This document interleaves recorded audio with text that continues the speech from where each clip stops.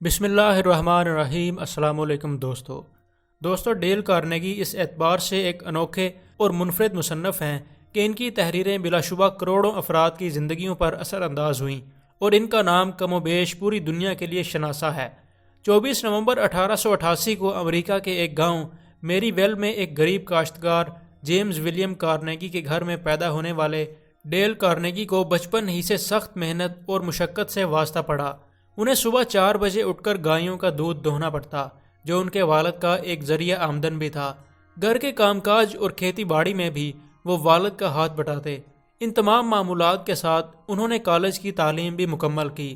College deal Carnegie کے گاؤں سے کافی دور تھا اور وہ اس کے ہوٹل میں قیام و طعام کی فیس $1 یومیہ ادا کرنے کے متحمل نہیں ہو سکتے تھے۔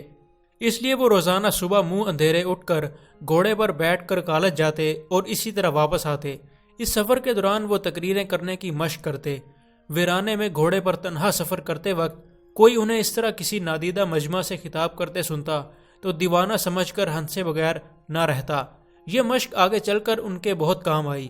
وہ کالج کے تقریری مقابلوں میں بھی باقاعدگی سے حصہ لیتے۔ ان کی پہلی ملازمت یہ تھی کہ وہ کھیتوں پر جا کر ان پڑھ اور کم پڑھے لکھے لوگوں کو ان چھوٹے چھوٹے تعلیمی کورسز کا گاہک بنانے کی کوشش کرتے تھے جو بذریعہ ڈاک روانہ کیے جاتے تھے۔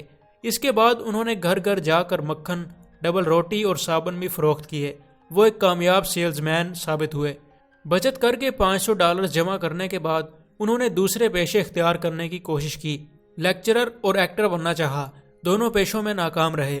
بے روزگار اور کلاش ہو کر YMCA ہاسٹل کے ایک کمرے میں رہتے ہوئے انہوں نے کمانے کا ایک نیا طریقہ سوچا۔ ہاسٹل کی انتظامیہ کے اشتراک سے انہوں نے وہاں قیام کرنے والے طلباء کو بلا جھجک کسی مجمع سے خطاب کرنے کا فن سکھانا شروع کر دیا۔ ان کے لیکچر سے ہونے والی آمدنی میں 80% حصہ انہیں ملتا اور 20% YMCA کو۔ اسی کام کے دوران 1912 میں انہوں نے اپنے لیکچرز کو تحریری اور مربوط شکل دے کر ایک باقاعدہ ڈیل کارنیگی کورس تیار کیا۔ اپنی تحریروں اور تقریروں کے ذریعے وہ لوگوں کو بنیادی طور پر اپنی خود اعتمادی بڑھانے کے طریقے سکھاتے تھے۔ 1914 تک وہ $500 فی ہفتہ کمانے لگے تھے، جسے آپ آج کے زمانے میں کم از کم $13,000 سمجھ سکتے ہیں۔ پہلی جنگ عظیم کے دوران انہوں نے فوج میں بھی خدمات انجام دیں۔ انہیں جبری بھرتی کیا گیا تھا۔ انہوں نے فوج میں خود کو ضمیر کے قیدی کا درجہ دلوانے کی کوشش کی لیکن ناکام رہے۔ جنگ میں انگلی ضائع ہونے کے بعد انہوں نے درخواست دی کہ وہ ٹریگر دبا کر بندوق سے صحیح طرح فائر کرنے کے قابل نہیں رہے، اس لیے انہیں فوج سے سبکدوش کر دیا گیا۔ ان کی یہ درخواست منظور کر لی گئی تھی۔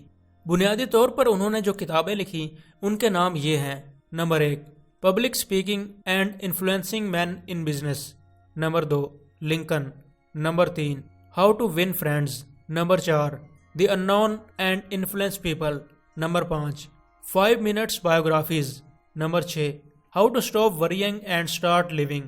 ان کی کتابوں اور لیکچرز کو تقسیم کر کے دنیا بھر میں 32 زبانوں میں بہت سی کتابیں چھاپی گئیں۔ اردو میں ان کی کتاب کا ترجمہ پریشان ہونا چھوڑیے جینا شروع کیجیے سب سے زیادہ مشہور ہوا، جس کے کئی ایڈیشن 2-3 نسلوں میں نہایت دلچسپی سے پڑھے گئے۔